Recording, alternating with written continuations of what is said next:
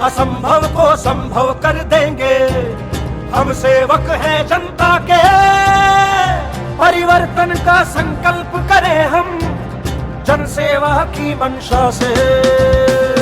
भागलपुर की बेहतरी के लिए हमने कमर कस ली है जाति धर्म से ऊपर हम ये ही पहचान अपनी है।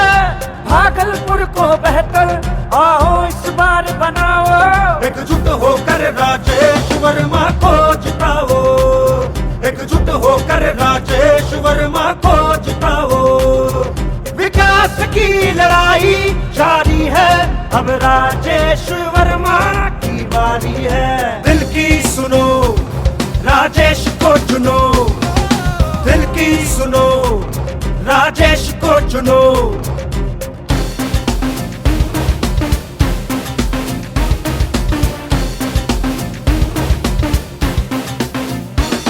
भागलपुर के विकास की लड़ाई में प्रतिबद्ध है, पीछे नहीं हटते हैं कदम भले कोई आपदा हो। नई ऊर्जा से भरा है ऐसा निडर युवा है, छोड़े नहीं सुख दुख में भी कभी साथ आपका जो। बेहतर विकल्प और युवा को लेकर आओ, एकजुट होकर। इस तरीके से अफसरशाही पूरे बिहार में चरम सीमा पर है और अफसर अपने अफसरशाही अंदाज से काम कराना चाहता है। यदि कोई लड़ने वाला जनप्रतिनिधि आपको नहीं मिलेगा तो जैसी स्थिति है उसी स्थिति में आगे भी पूरा जीवन काल आपको काटना है। ये तय आपको करना है कि आपको मौन और गौन रहने वाले जनप्रतिनिधि चुनने हैं या जो आपके हक की लड़ाई लड़े वैसे जनप्रतिनिधि को चुनना है।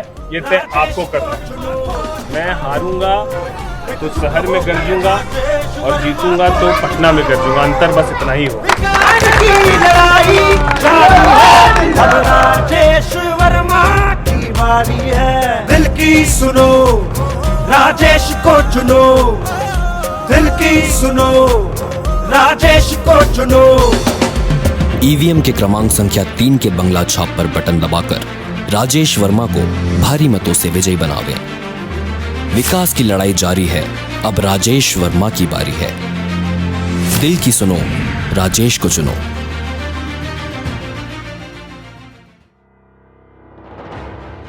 सामाजिक कार्य तो हर एक नेता करता है, पर एक ऐसा नेता जो जनता के भविष्य के लिए लड़ता हो, एक ऐसा नेता जो निडर हो, एक ऐसा नेता जो किसानों के हक के लिए आवाज उठाता हो, एक ऐसा नेता जिसने कोरोना जैसी महामारी में अपनी निडरता का बेमिसाल परिचय दिया हो, एक ऐसा नेता युवा हो, शिक्षित भी हो, एक ऐसा ही नेता समृद्ध और संपन्न विधानसभा बनाने की ताकत रखता है और हिम्मत रखता है।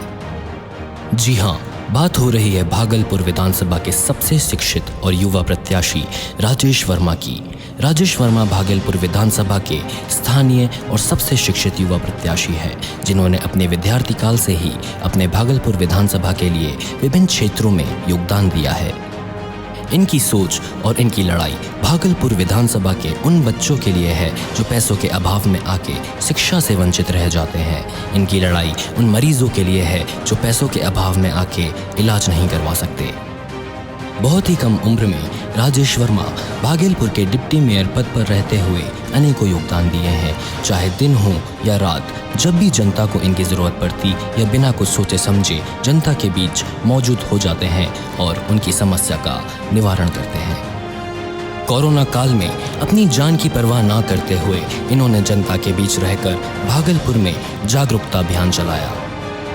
भागलपुर में ऑटोमेटिक ट्रैफिक सिग्नल लगवाकर यातायात सुविधा को दुरुस्त किया। 2019 के बाढ़ के दौरान इन्होंने खुद बचाव कार्य में भाग लेते हुए पीड़ितों को खाद, पदार्थ और सुविधा उपलब्ध कराई थी।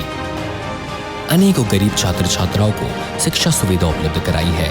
शहर की साफ सफाई में हमेशा आगे रहते हैं। अधिकतर जगह पर खुद मौजूद होकर वहां की समस्या का हल निकालते हैं, जिसकी वजह से इनको काफी मान सम्मान मिलता है। इन तमाम योगदान के साथ साथ राजेश वर्मा ने अनेकों ऐसे काम किए हैं जिससे यहाँ की जनता के बीच इन्होंने अपना स्थान एक भाई के रूप में और एक बेटे के रूप में दर्ज कराया है। भागलपुर विधानसभा स्वतंत्रता के इतने वर्षों के बाद भी विकास के मामले में दूसरे विधानसभाओं से काफी पीछे है।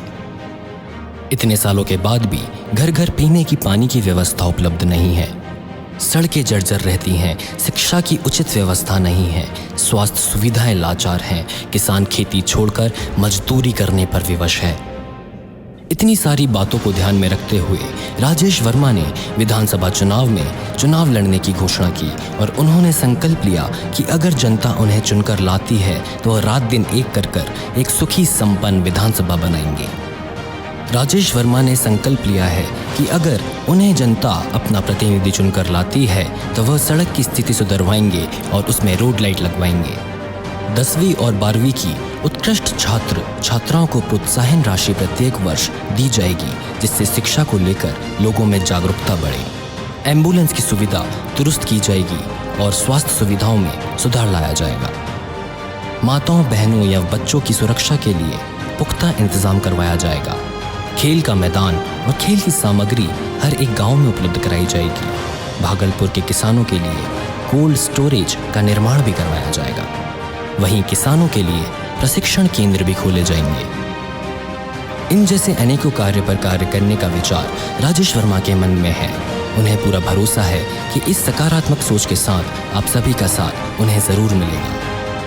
तो आइए मिलकर राजेश वर्मा प्रत्याशी भागलपुर विधानसभा लोक जनशक्ति पार्टी को अपना साथ देते हैं और भागलपुर को विकास का रास्ता दिखलाते हैं। ईवीएम के क्रमांक संख्या 3 के बंगला छाप पर बटन दबाकर राजेश वर्मा को भारी मतों से विजयी बनावे। विकास की लड़ाई जारी है, अब राजेश वर्मा की बारी है। दिल की सुनो, राजेश को चुनो।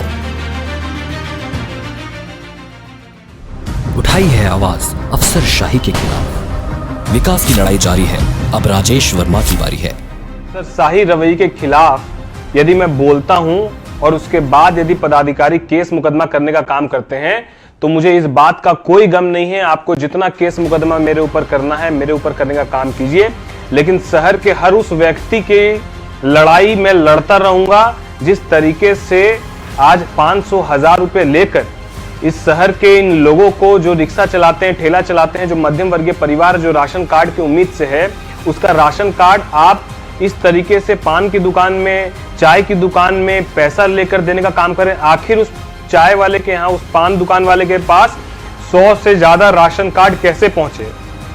उठाई है आवाज अन्याय के खिलाफ। विकास की लड़ाई जारी है, अब राजेश वर्मा की बारी है। शहर के उन लोगों के लिए है जिन लोगों ने महीनों से राशन कार्ड के लिए आपके सरकारी दफ्तरों का चक्कर लगाया। मैं जिला प्रशासन से ये अनुरोध करता हूं कि मैंने पूरे साक्ष्य के साथ आपको ये बताने का काम किया कि किस तरीके से जनरल स्टोरों में, चाय और पान की दुकानों में राशन कार्ड बंट रहा है। बावजूद उसके इस पूरे प्रकरण में जो पदाधिकारी, जो कर्मचारी संलिग्ध है, उसके ऊपर अब तक कोई कार्रवाई नहीं की गई और साथ ही साथ आज तक राशन कार्ड बनने के बाद लगभग 1 महीना पूर्ण होने को आ गया है और आज तक उन परिवारों को राशन कार्ड नहीं मिल पाया है जिन परिवारों का राशन कार्ड बनकर तैयार हो गया। आगे राशन कार्ड आगामी 1 हफ्ता के अंदर अंदर वार्ड स्तर पर कैंप लगाकर विकास मित्र और वार्ड पार्षद को साथ लेकर वार्डों में राशन कार्ड वितरण करवाने का काम आगामी 1 हफ्ता के अंदर सुनिश्चित कराने का काम करें। अन्यथा 1 से 51 वार्ड में मैं जिला प्रशासन को बताना चाहता हूं, 1 से 51 वार्ड में जिला प्रशासन के विरोध में हम लोग पुतला दहन करने का काम करेंगे और उसके बाद भी यदि जिला प्रशासन इस पर कोई भी सख्त रुख नहीं अपनाता है तो उसके बाद हम लोग 1 दिवसीय धरना पूरे 51 वार्ड में देने का काम करेंगे। दिहाड़ी मजदूरों इंसाफ में उठाई है आवाज। विकास की लड़ाई जारी है, अब राजेश वर्मा की बारी है। आपातकाल की स्थिति में जहां 21 दिन का लॉकडाउन किया गया है और 6 दिन मात्र लॉकडाउन के पूर्ण हुए, उस 6 दिन में किस तरीके से दिहाड़ी मजदूर और दैनिक कमाई करने वाले लोगों की स्थिति हो रखी है, ये किसी से भी छुपा नहीं है। लोग भूख के कारण परेशान हैं। निरंतर लोगों का कॉल, मैसेज और अन्य माध्यमों से लोग सभी जनप्रतिनिधियों से गुहार लगा रहे हैं, इस उम्मीद से देख रहे हैं कि जनप्रतिनिधि हमारे राशन की व्यवस्था कुछ करेंगे, कि इसको वार्ड स्तर पर, पंचायत स्तर पर करने का बिहार में काम करे।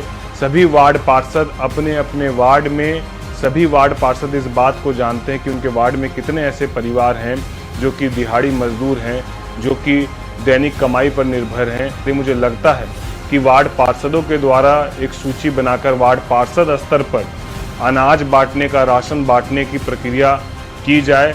जिला प्रशासन उस राशि को किसी एक स्थान पर नहीं लगाकर उसको 51 वार्ड में पंचायत स्तर पर बांटने का काम करे, ताकि घर घर तक पूरी ईमानदारी के साथ हर लोग तक, घर घर तक राशन पहुंच सके।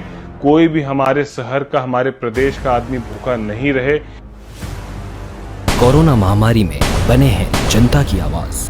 विकास की लड़ाई जारी है, अब राजेश वर्मा की बारी है। कोरोना जांच की प्रक्रियाएं इतनी जटिल होते जा रही है, जब कोरोना संक्रमण के मरीजों की संख्या इतनी बढ़ती जा रही है, तो इस प्रक्रिया को सुलभ करने के लिए योजना बनाई जाए। रैपिड टेस्ट का सुविधा यहाँ उपलब्ध कराई जाए।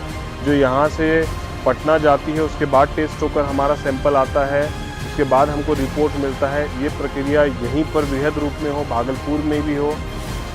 किया है जागरूक जनता को स्वच्छता के हित में। विकास की लड़ाई जारी है, अब राजेश वर्मा की बारी है। नहीं फेंके ताकि शहर स्वच्छ रहे, साफ रहे। मुख्य मार्ग पर, गली में, कहीं भी किसी के इर्द गिर्द कूड़ा कचरा का अंबार नहीं नजर आए और हमारा शहर स्वच्छता की ओर अग्रसर हो। ईवीएम के क्रमांक संख्या 3 के बंगला छाप पर बटन दबाकर राजेश वर्मा को भारी मतों से विजयी बनावे। विकास की लड़ाई जारी है, अब राजेश वर्मा की बारी है। दिल की सुनो, राजेश को चुनो।